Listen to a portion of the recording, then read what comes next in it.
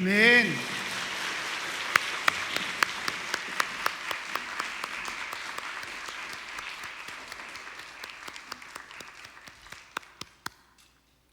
대한민국 장로교회 장로제도는 비성경적입니다. 그래서 우리가 네 가지를 지난 수요일 날 쭉 봤어요. 오늘 마지막 메인 디시입니다. 바로 전체 제목과 이 다섯 번째 제목은 같습니다. 읽읍시다. 한국 장로교회 장로제도는 비성경적입니다. 그래요. 1번. 한국 장로교회는 장로가 담임 목사와 평등한 위치에서 목회에 참여합니다. 이걸 잊지 말아야 됩니다. 동등한 입장입니다. 협력자가 아니에요. 동등한 목회자입니다. 그냥 한마디로 목회자예요. 장로교는 그렇습니다. 이건 누가 만든 거예요? 존 락스가 그렇게 만들어서 헌법에 아예 그렇게 되어 있습니다. 구약시대에서 장로는 성직이 아닌 평신도로서 교회의 어른 입장으로 섬겼습니다. 구약 성경에는 절대 장로가 성직이 아니에요. 그냥 그 민족의 어른이고 대표적인 그런 모임을 장로라 했고, 하나님은 이들의 모임을 인정하셨고 은혜도 베풀어 주셨어요. 제한적이지만 한 번만 체험케 해주셨다 하는 걸 우리가 봤습니다. 그렇습니까? 그리고 끊임없이 이제 역사를 통해서 장로는 끊임없이 나오지만 장로 아무개라고 소개한 적은 한 번도 없습니다. 장로라는 사람이 드러나게 한 적은 없는 것이 특징임을 잊지 마십시오. 구약 성경 역사 전체에 장로 아무개는 없습니다. 꼭 기억하세요. 네. 그러면 신약은 어땠는가? 신약 초대교회 시대 성경에는 장로가 목회자도 있으나 평신도 자리에서 섬김이 섞여 있습니다. 장로가 여기서는 목회자고 여기서는 목회자가 아니라 목회자를 돕는 자가 되고 이렇게 다양해요. 왜 그럴까? 주의 정을 길러낼 수 있는 시간적 여유가 없었어요.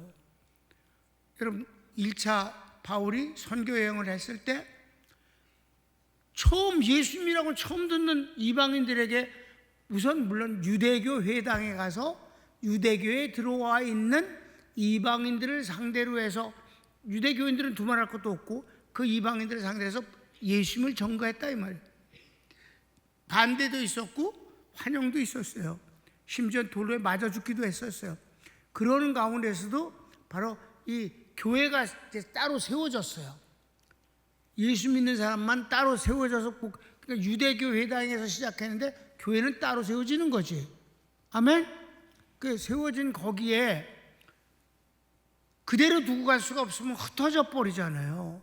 지도자가 하나도 없으면 어떻게? 그래도 그 중에서 그래도 괜찮은 사람을 성령과 지혜와가 충만한 사람, 성령과 믿음이 충만하고 또 사람들에게 존경과 신뢰를 받는 칭찬받는 사람을 골라서 너 좀 지도자가 되라 라고 했을 때 그는 목회자의 입장에 섰다 이 말입니다.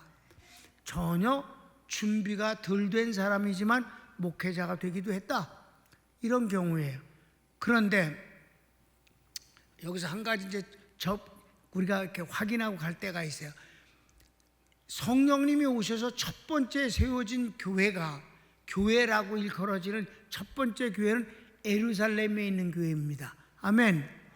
120명이 성령 받던 그 교회 말이에요. 오순절날 그 교회의 모습을 한번 잠깐 보겠어요. 거기에 바로 사도들이 여러 명이나 있었어요. 그러고 그 가운데선 예수님의 친동생 야고보가 담임 목사님을 하고 있었어요. 그러니까 우글우글해 아주 지도자가. 거기에서도 장로가 있어요. 다음 수요일날 공부하는 자리지만 우리 미리 좀 볼까요? 초대교회 첫 번째 교회 내에 사도가 있었고 장로가 있었는데 장로 위치가 어땠는가를 보면 알 수가 있죠. 그 11장에서 뭐 봤어요? 가난하고 힘들었을 때 안디옥 교회에서 그네들을 도와주기 위해서 선물을 가져가지 않았습니까? 바울과 바나바가 가져갔을 때 담임 목사님한테 준 게 아니라 장로들에게 넘겨줬다 그랬습니다. 지난 시간에 봤습니다. 그러면 이들은 목회자가 아니라 바로 그런 전문적인 일을 하는 사람들이 장로였구나 하는 걸 우리가 깨달았습니다. 아멘? 그럼 15장에선 무슨 문제가 생겼냐면 이방인들이 예수님을 믿을 때 유대교에서 예수님을 믿은 사람들이 뭘 우기느냐 하면은 이방인들도 모세 율법을 지켜야 하고 할례를 받아야 구원을 얻는다. 구원에다가 율법 지킴과 할례를 끼워 놓았다 이 말이에요. 이건 전혀 잘못된 거예요. 그것 때문에 안디옥 교회에서 예루살렘에 있는 교회에서 유대인 교인이 와갖고는 유대교는 아니에요. 예수 믿는 사람이야. 안디옥 교회에 와서 그따구로 가리킨다 이 말이에요. 그러니까 갑자기 이방인들이 이게 뭔 소리냐 이렇게 되어져서 논쟁이 일어났어요. 바울과 바나바는 그런 거 필요 없다 하는 거고 예루살렘에서 온 사람은 아니다 하고 우겨댄다 이 말이에요. 그러니까 어떻게 결론이 났어요? 그러면 예루살렘에 있는 사도들의 모임, 그 예루살렘 교회 총회에 가서 이 문제를 그들에게 맡겨서 뭐라고 판단을 하는지를 받아오자 이렇게 됐어요. 이해됐죠?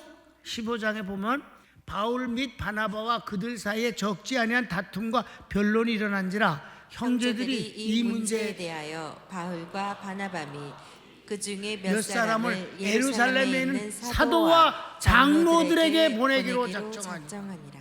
그럼 여기서 장로들이 사도와 장로들이라고 그랬을 때 장로들은 평신도의 대표로 목회에 참여하고 있는 건 틀림없었다 이 말입니다. 아멘? 왜? 이 중대사를 논하는데 장로를 끼워 물어봤다고 그랬으니까 그네들이 상도를 인정했다 이 말이에요. 이해됐죠? 그럼 4절을 읽읍시다. 4절. 예루살렘에 이르러 교회와 사도와 장로들에게 영접을 받고 하나님이 자기들과 함께 계셔 행하신 모든 일을 말하매. 네, 그랬어요. 그랬는데 이제 본격적으로 그 문제를 논하는데 어떻게 했냐? 바로 6절을 봅시다. 사도와 장로들이 이 일을 의논하러 모여 그렇게 모여서 이 일을 의논하는데 장로들이 참여했었다. 그런데 여기서는 사도들이 있는 이 초대교회, 첫 번째 세워진 이 초대교회, 이 교회에선 장로는 목회자가 아니었다. 그냥 평신도를 대표해서 교회 일에 목회자와 함께 의논하는 대표였으면 틀림없다. 아멘. 이게 제일 바람직한 장로의 자리입니다. 그런데 왜 장로가 목사가 됐냐? 아까 얘기했듯이 아무도 없는 개척되어진 교회에 누군가가 지도자가 되어야 되지 않겠느냐? 그러니까 사도라고는 할 수는 없고 장로라는 사람을 세워서 네가 좀 이렇게 도와달라 했다. 일종의 임시직과 같은 지도자임을 알게 되는 것입니다. 여러분, 내가 이렇게 해석하는 것이 무리하지 않잖아요. 상당히 현실적이고 합리적이지 않습니까? 그럴 수밖에 없었다. 왜? 사도는 몇 명 안 되고 교회는 수도 없이 수백 교회가 세워지는데 그럼 그때 어떻게 하면 좋겠는가? 그러니까 여러분, 디모데와 디도 같은 사람을 뭐라고 불렀어요? 사도라고 불렀다 이 말입니다. 그래, 이쯤 하고 넘어갑시다. 3번. 준 낙스에 의해 생겨난 장로교회는 장로를 목사와 함께 목회하는 성직자 자리에 올려놓습니다. 완전히 올려놓은 거예요. 이것 때문에 선진 자유민주주의 국가의 기독교에선 그것 때문에 절대 받아들일 수 없다라고 거절했다 이 말입니다. 어떻게 평신도가 무슨 목회를 하냐? 말도 안 된다. 이렇게 거절한 거예요. 자, 그런데 4번 봅시다. 한국 장로교회는 교단 헌법에서 장로를 두 종류로 규정합니다.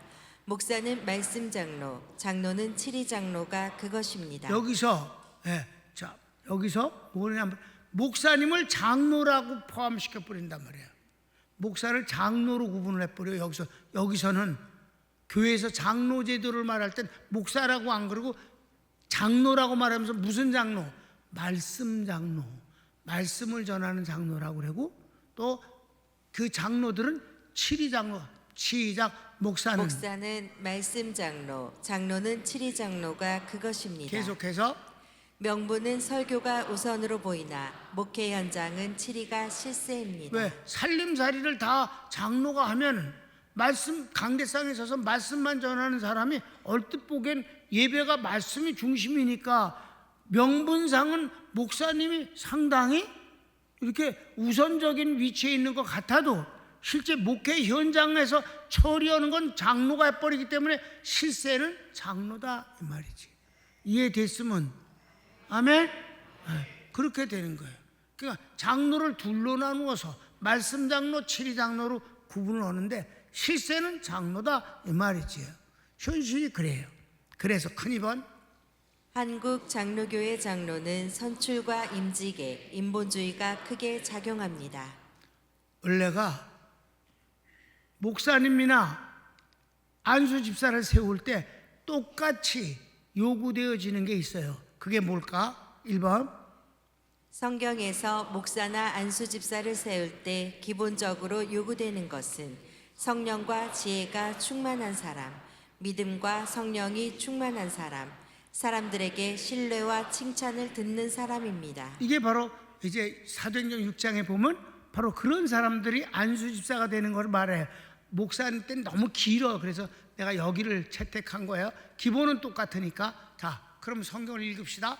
형제들아, 너희 가운데서 성령과 지혜가 충만하여 칭찬 듣는 사람 7을 택하라. 우리가 이 일을 저희에게 맡기고 우리는 기도하는 것과 말씀 전하는 것을 전무하리라 하니 온 무리가 이 말을 기뻐하여 믿음과 성령이 충만한 사람 스데반과 또 빌립과 브로고로와 니가노르와 디몬과 바메다와 유대교에 입교한 안디옥 사람 니골라를 택하여 사도들 앞에 세우니 사도들이 기도하고 그들에게 안수하니라. 여기서 여러분 중요한 건 안수 집사를 처음 세웠을 때 그 7명, 그 중에서 이제 순교자도 나옵니다만은 그 7명은 정확하게 이름을 딱딱딱딱 다 소개했다 이 말이에요. 장로가 소개되는 적은 없다 이 말이에요. 이해되셨습니까? 같은 교회, 같은 예루살렘 교회 안수 집사는 누구라는 신분을 딱 했는데 장로는 둘이 뭉실했다 이 말이에요. 이해되셨습니까? 그렇게 팍 드러나는 인물이 아니었다. 이름도 없었고 인사도 없어 낭주 이제 알게 되면. 그래서 2번 그런데 한국 장로교회에서 장로 후보는 사회적 지위가 높은 사람, 경제적 능력이 있는 사람, 인기 있는 특정인이 우선되는 것이 현실입니다. 제일 중요한 건 지혜로운 사람도 있고 믿음 있는 사람도 있어요. 칭찬되는 사람이 있어요. 이 세 가지가 장점이고 다를 수가 있어요. 사람마다 특징이 다르서.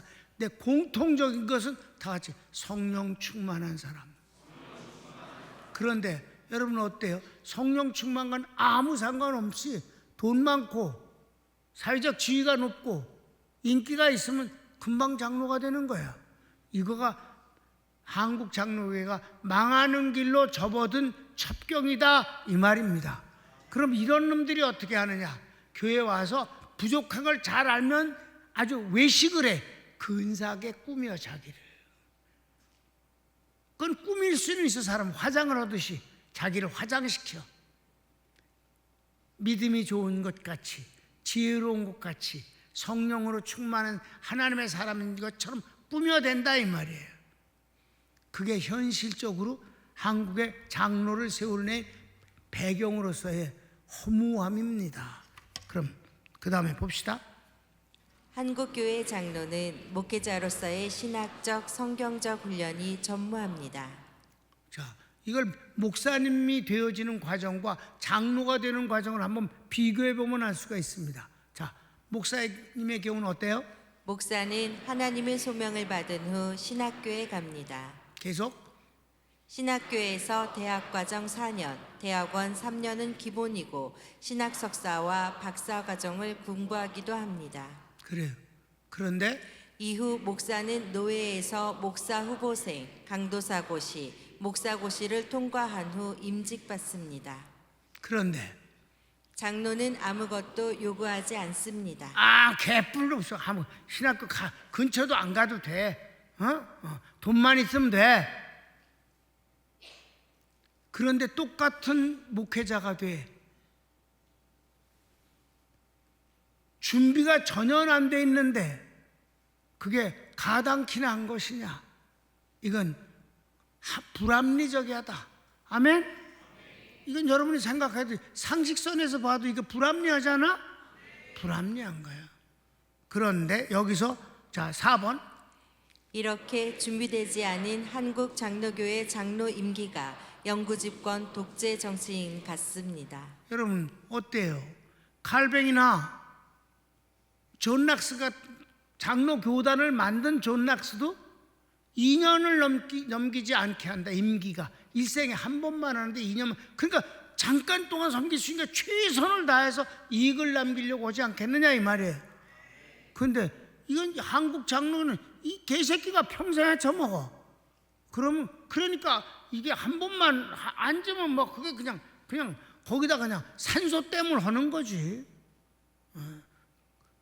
그러니까 당연시 여기고 갑질을 하고 별짓을 다 할 수 있다. 그래서 칼뱅이나 존 락스가 세운 장로는 기회는 일생에 한 번, 임기는 2년에서 3년이고 임기가 끝나면 평신도로 돌아갑니다. 그런데 한국교회는 한국 장로교회 장로는 목사와 같은 정년제에 의해 일합니다. 장로가 되면 평생 장로 노릇을 하는 것입니다. 칼뱅이나 존 락스가 당황할 일입니다. 맨날 깜짝 놀랄 거야. 낙원에서 한국교회 장로 보고. 야, 난 너네들 그거 헤쳐먹으라고 내가 장로교단 만든 거 아닌데 이것들 진짜 형편없네. 이렇게 안 하겠나? 아니, 존 락스가 기절할 일이야. 여러분, 한국 장로교회가 서서히 잘못됐다는 것이 보입니까? 아주 더지랄 같은 걸 확인하게 될 것입니다. 그래서 큰 5번, 당회가 비성경적을 넘어 비상식적으로 운영됩니다. 장애가 뭘까? 당회는 담임 목사와 부교역자는 제외되며 장로들의 모임으로 각 교회의 모든 안건을 결정하는 최고 기구입니다. 개교회에서는 당회가 이거예요. 장로교회에서는 그 모든 것을 결정하는 최고 마지막에 결정하는 기구가 그 권한을 갖고 있는 게 당회입니다. 당회는 구성원이 누굴까요? 부목사님은 암만 열심히 해도 당회에 안 껴줘. 담임 목사님 한 분과 그리고 복수의 장로들이 함께 모인 것을 이걸 당회라고 부르는 것입니다. 이해되셨죠? 그 다음 읽읍시다. 당회는 당회장인 담임 목사님의 요구와 장로의 3분의 2가 요청할 때 개회되며 과반수로 안건이 결정됩니다. 이해됐죠? 설명할 필요가 없어요. 그러면 여기서 어떻게 될까? 3번. 목사는 1명, 장로는 다수인 상황에서의 결정 방향은 언제나 장로의 뜻대로 될 수밖에 없습니다. 그렇겠습니까? 아니, 목사님 편에서 장로들이 서서 뭐 이렇게 한다면 이렇게 저렇게 할 수도 있겠지만은 분위기는 전혀 그렇지 않아요. 장로는 저들끼리 똘똘 뭉치게 되는 거야. 그럼 목사는 1명, 장로는 여러 명이면 결정은 어떻게 될까? 뻔하지 않겠어? 당연히 장로들이 원하는 쪽으로 가는 거예요. 재미난 얘기를 하나 할게. 총회장이 후보가 됐을 때 총회장 후보가 목사님들한테 잘하는 게 아니에요. 장로들한테 거마비를 주면서 밥을 사주면서 알랑방귀를 끼고 뇌물을 쓴단 말이에요. 왜? 이제 같이 총회에 참석했어요. 투표를 하게 되는데 목사님 한 분이 이제 그 총대원으로 참석을 해요. 근데 장로가 아주 여러 명일 때는 2명이 할 수 있어요. 한 교회에. 그럼 양쪽에 앉았어. 그러면 장로들이 지지하는 어떤 후보자가 있다. 가운데 앉아있어. 목사님 찍으세요. 이게 이지랄하는 거요. 그거 싫어. 이렇게 못해. 그 분위기가 그렇게 못되게 돼 있어. 현실이 그렇다고요. 우스운 소리지만 그렇다 이 말이에요. 알았습니까? 여러분, 아주 소신껏 목회를 잘하는 제자들 목사 중에 4명을 내가 골라서 우리 이 팬데믹 때 예배 드리러 우리 교회는 결정했으니까 나 혼자 하긴 좀 외롭지 않아? 같이 하면 어떨까? 다들 좋다고 그랬어요. 끝내는 그들이 못했습니다. 4명 다 못했습니다. 왜 그랬을까요? 감옥 가는 건 두렵지 않은데 교인하고 싸울 수가 없습니다. 그래서 그 교인이 장로지. 그러니까 네 장로를 싸워서 이길 수는 없다. 그게 현실이다. 그래서 4번. 이 당회에서 담임 목사를 사임시키는 것이 한국 교회에서는 당연시 습관화됐습니다. 그래서 담임 목사는 장로의 눈치를 살피고 비굴해집니다. 반면 장로는 헌금 도둑질 또는 성적 범죄 등 파렴치한 과오가 드러나서 스스로 떠나지 않으면 당회의 징계적 사임의 예는 찾기 어렵습니다. 무슨 말인지 이해되죠? 어려워. 저들끼리 똘똘 뭉쳐서 다 해. 그래서 여러분, 현실입니다. 나하고 함께 목회를 시작한 분들이, 그분들은 전부 70이 돼서 이제 원로 목사님이 됐잖아요. 이분들이 이제 그만두면서 목사님들이 이제 후임으로 세워졌어요. 그런데 여러분, 그 뒤는 내가 모르지만 3명까지만큼은 내가 압니다. 2년이 딱 되면 내보냅니다. 왜 2년인 줄 아세요? 2년을 목회를 하면은요, 그 담임 목사가 그때까지는 임시 목사였다가 위임 목사라는 것이 됩니다.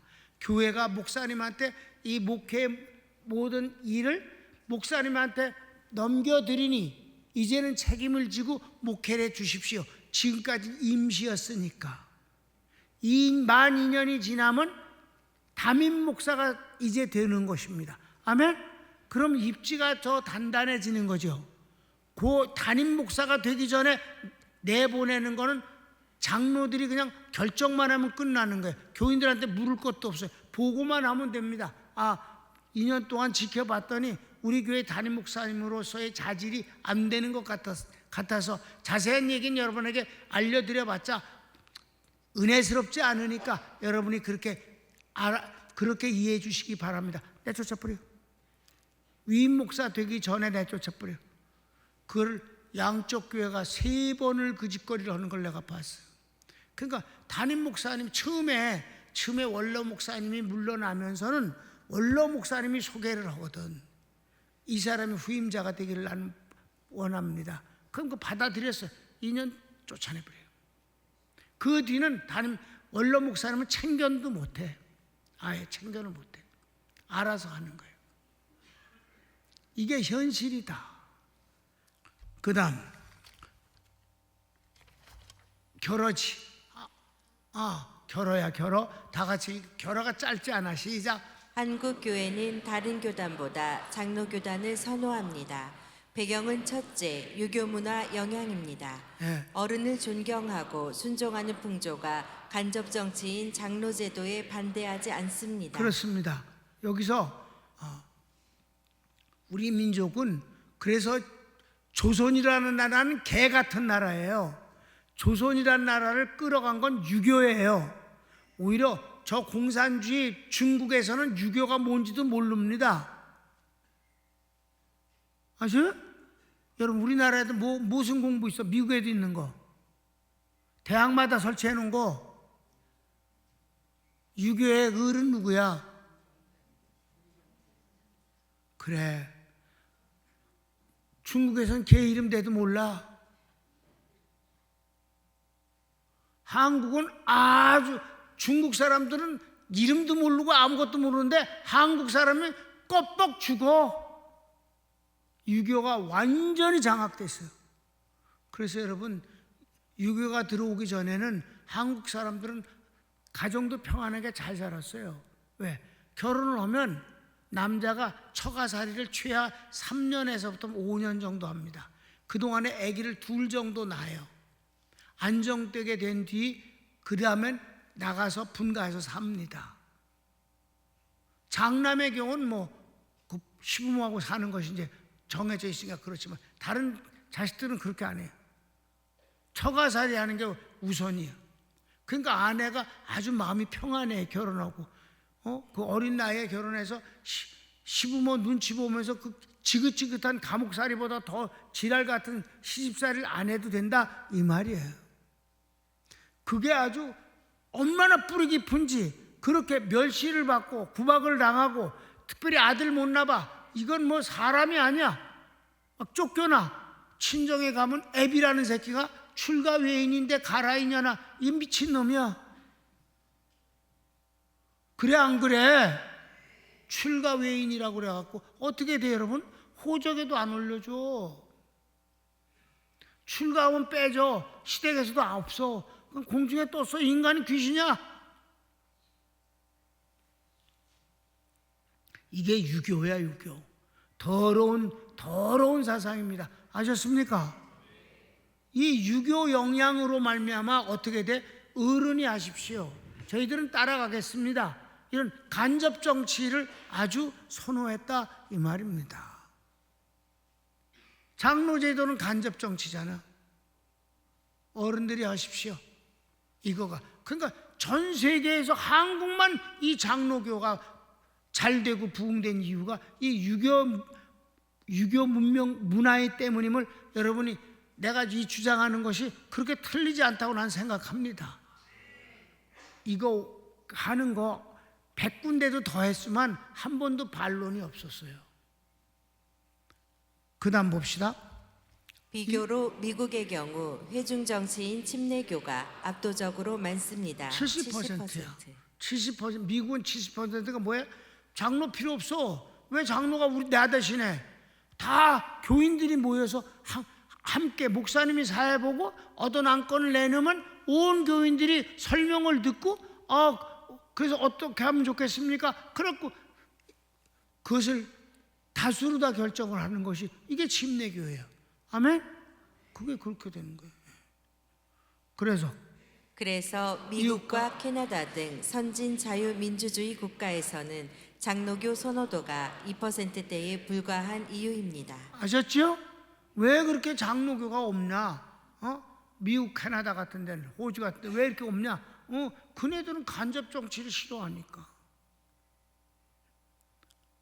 둘째, 장로교의 신학은 보수적 신본주의입니다. 이게 한국교회에서 장로교가 잘 되는 이유를 내가 설명한 거예요. 장로교는 신학이 보수적이에요. 한국 사람들은 보수적인 것을 좋아합니다. 그걸 지키고자 합니다. 그래서 신앙을 지킴에 있어 타협하지 않는 희생을 우선으로 여깁니다. 이는 기독교 신앙의 기본 정서로 장점입니다. 그러면 기독교는 타협하지 않고 하나님 편에서 우리가 사는 것을 신앙의 기본이고 그를 정조라고 생각하고 그건 귀한 거라고 받아들이는 거죠. 이건 장점입니다. 그런데 특히 일제 핍박 중 순교한 주기철 목사님이 속한 평양신학교는 장로교단이며 남한의 보수신학교가 졸업연도가 다 같은 것은 평양신학교의 계승을 강조하기 때문입니다. 이게 재밌는 거예요. 그래서 계속 읽읍시다. 장로교가 명문교단으로 자처하는 근거가 됩니다. 평양신학교는 없어졌습니다. 김일성이가 없애버렸습니다. 그 없애버렸는데 그 없애버린 그 연도를 따라서 남한에 있는 신학교가 똑같이 시작한 건 아니에요. 제일 먼저 시작한 건 보수신학교에서 특별히 평양의 영향을 받은 사람들이 남한에 내려와서 언제 흥남 철수작전 때 내려온 그리고 그 전에 내려온 피난민들 가운데서 우리 신앙인들이 부산진역 광장에서 천막을 치고 새벽 기도 때부터 기도하고 예배를 드리면서 그렇게 피난 생활을 할 때 거기서 남은 사람들이 세운 신학교가 바로 고려신학교라는 보수입니다. 그 부산에 있습니다. 그 신학교가 먼저 생겼어요. 그 다음에는 서울에 올라와서 남대문에서 장사하면서 교회와 신학교 세운 게가 먼저 영락교회가 세워지고 저 광나루에 있는 장로교 신학교가 세워졌습니다. 그리고 한참 있다가 장로교 신학교에서 더 보수를 추구하면서 나온 것이 총회신학교입니다. 그러니까 연도가 다 다르잖아. 근데도 묘하게도 졸업연도는 똑같다. 왜 똑같으냐? 평양신학교를 우리는 이어받은 신학교다 라는 것을 강조하기 때문에 졸업연도가 똑같은 거예요. 졸업장을 보면 낭주에 세워지고 그랬는데도 불구하고 먼저 세운 학교하고 같이 가는 거예요. 이렇게 똑같이. 무슨 말인지 이해돼요? 그만큼 평양신학교의 그 신앙을 계승했다는 것을 자처함으로 그것이 바로 명문 장로교단이다 라고 자처하는 프라이드다 이 말이에요. 오케이. 2번. 장로는 신약 성경에 그 존재를 확인하기조차 어렵습니다. 아까 얘기했어요. 장로라고만 나오지 장로들이라고만 하지 장로 아무개라고는 한 번도 안 나온단 말이야. 복음서를 제외하고 성경은 서신이 대부분입니다. 그래. 마테마가 누가 요한복음 빼놓고는 나머지는 사도행전은 역사서였고 나머지는 다 서신이야. 그럼 편지이기 때문에 편지에는 뭐가 나와? 서신에는 형식상 인사와 안부, 축복이 처음 또는 마지막에 나오는데 장로에 대한 언급을 찾기 어렵습니다. 네, 편지니까 안부도 하고 인사도 하고 축복도 하고 당부도 하잖아. 편지니까. 그럴 때 사람 이름은 수십 명이 나와도 장로가 나오는 법은 없다 이 말이에요. 이게 뭘 말하는가? 마지막 결론 때 나오는 겁니다. 장로는 드러나는 직임이 아니기 때문이다. 드러나지 말아야 되는 것이 장로다. 아멘? 그건 저 구약 때부터 시작해서 모든 성경에 나오는 것이 다 그래. 장로 아무개라고 나오지 않아요. 인사조차에도 장로는 빠져 있어.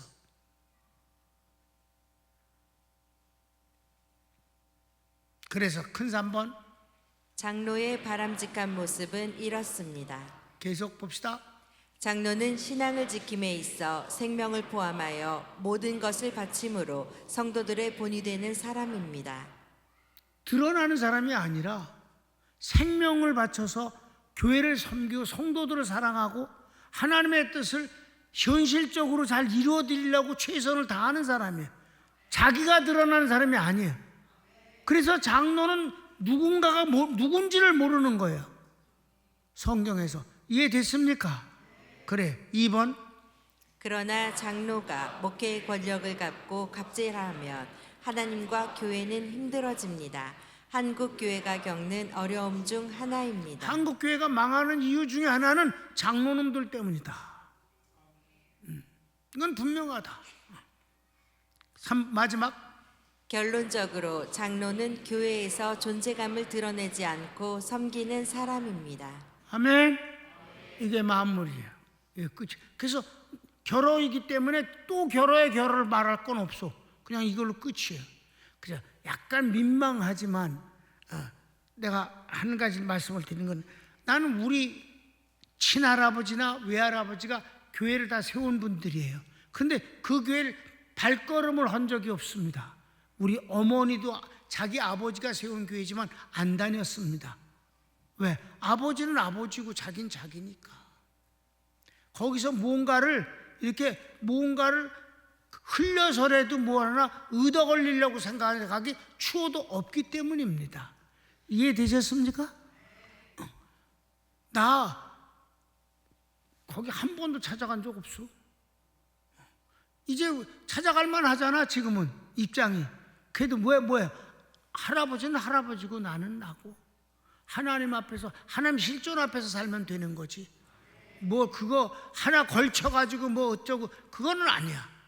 그러니까 하나님 앞에서 그렇게 사는 것이 하나님이 난 더 좋게 보이시는 것이라고 믿습니다. 아무튼 장로는 그런 존재다.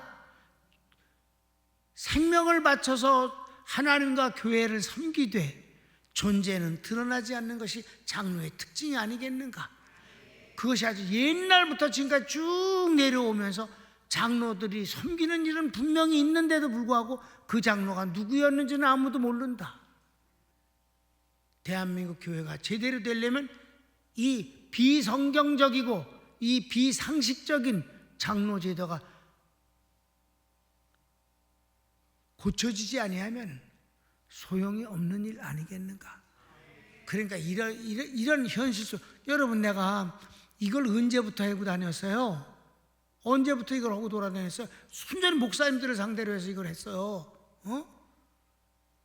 그래도 조금도 영향을 미치지 못해. 그냥 그대로 헤쳐먹고 있는 거야. 여러분, 루터가 종교개혁을 일으켜서 95개의 신학적 문제를 제시하면서 이것이 이단이라고 말했어요. 지금은 95개? 아니에요. 5%도 성경적인 게 없고 95% 이상이 천주교는 비성경적이에요. 다 가짜야. 그래도 굳건해. 사탄은 그런 거다. 그러니까 옳은 건 옳은 거고 틀린 건 틀린 거다. 옳은 사람은 주님과 함께 옳게 살아가는 것이고, 틀린 놈은 마귀와 함께 굳건히 살아가는 것이다.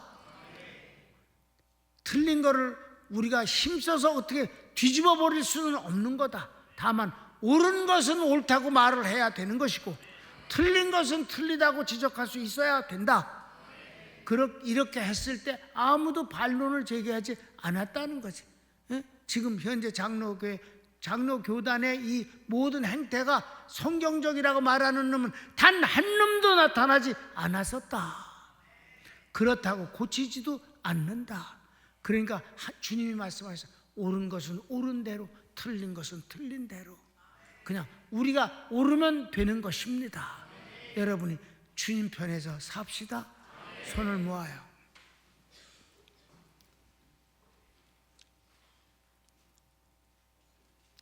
사랑하는 여러분, 세상적인 가치 갖고 정치적으로 판단하는 것은 그것이 틀리고 망해도 안 없어집니다. 여러분, 공산주의가 세계에서 다 망했어요. 100년도 안 걸려서 다 망했습니다. 지금 남아있는 나라 어떻습니까? 중국, 베트남, 이북, 라오스, 그 다음에 쿠바 다 망했습니다. 다 망해도요, 그래도 그 망하는 걸 붙잡고 늘어지고 사는 놈들은 너무 많습니다. 대한민국에 특별히 많고 교회 내에 더 많습니다. 주님이 오실 일이 가깝다는 증거가 아닌가 싶습니다. 사랑하는 여러분, 틀린 것 같고 우리가 고민할 거 없어요. 고민은 내가 할게. 여러분은 하나님 더불어서 아름답게 살면 됩니다. 다 같이 주여 한번 부르기도 합시다. 주여,